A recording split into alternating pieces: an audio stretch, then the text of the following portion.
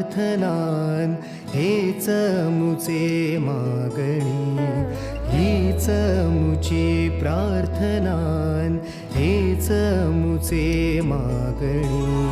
माणसाने माणसाशी माणसा समवागणे.